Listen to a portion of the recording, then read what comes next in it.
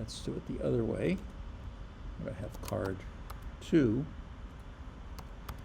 compare to card 1. Okay, so just they should be. Okay, so card 1 compared to card 2 was 1.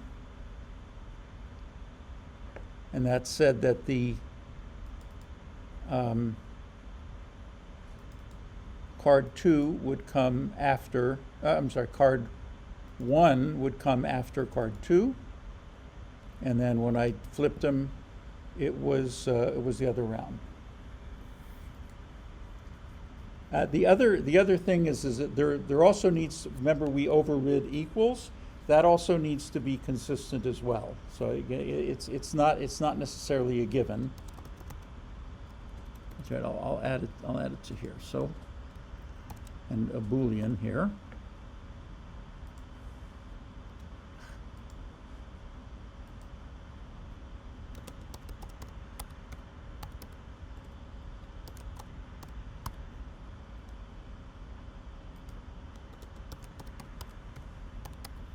What I'm looking for here is if equal. What is that reflexive? So if card 1 is equal to card 2, then card 2 is equal to card 1, and vice versa. So if card, and actually, to really test this, I need a card 3.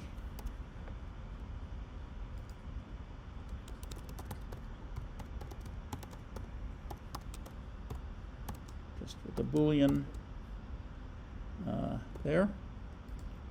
So here, card 1 equals card 3. That should be the same as card 3 equal card 1. Should have tested this back when we did equals. So, okay, so what are we looking for consistency-wise? Oops, I need a Boolean here. So in this case, if it compares to that, then it should flip it, and if one is equal to the other, then in this case they're not equal. So if I flip them, they should be false. But in this case, if this is equal to this, then this should be equal to the other. And that's not a given.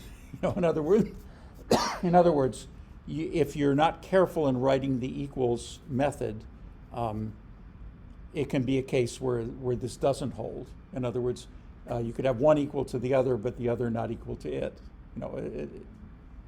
Does that make sense?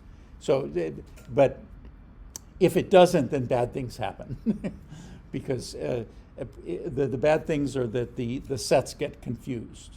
So when you go into when you add something to a set, one of the things that sort of checks is, okay, if is it already here? Equals is one of the things that it checks. Hash code is kind of the other. Hash code is kind of actually the one that's a little easier to kind of screw up. NetBeans kind of is nice about generating them. Okay, so the tree set is one of the most used things that I actually use, or the sorted set. And here's the thing, like, well, just in one recent thing, so for an inventory simulation I'm doing for NavSup, the situation is they have these they have items that kind of break and need to be repaired, and the thing is that there'll be a demand for an item that where if you don't have enough, then you have to kind of send them to repair, as opposed to so-called consumables where you have to purchase them. But if you have something that's broken, then they have what's left is called an NRFI, which is or a carcass. And the thing is that sometimes you'll need to have the inventory logic they have says, we need to repair 10 of these, but we only have, let's say, 5 carcasses.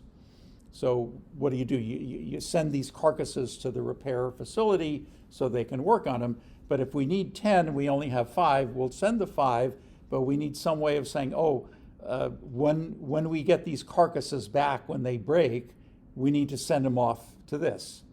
And then, so basically, and then you have kind of multiple items that you're dealing with on that. So, so what do you do in that case? Well, what I do is I create this objects that say, okay, I need, in this case, 5 additional carcasses. I might have another one that says, I need 3 additional carcasses of this other one. And then as they come in, then how are they processed? So currently they said, oh, we want to deal with them first come, first serve. Okay, so the compare to method that I put on these objects had to do with when they were when the repair order was created. But they also said when we were discussing this is well, you know, down the line we might want to have different criteria for this. In other words, we may not want to do it first in, first out. We may want to have a different priority. And so I implemented it using sort of a tree set in this particular case. And currently it's first in, first out, but then one of the things we're developing is, okay, what are these other criteria for deciding whether we should send this one or the other one? And, you know, they're still, they need to tell me what those criteria are, but, you know, they have something to do with, you know, which repair facility you send it to, how far away is it, how good are, you know, there are other criteria. And when those criteria are specified, then that's going to go into the compare to method of these objects for that. So this is, you know, this isn't just sort of a classroom type of thing. I mean, this is something that is that I've used in a production model. So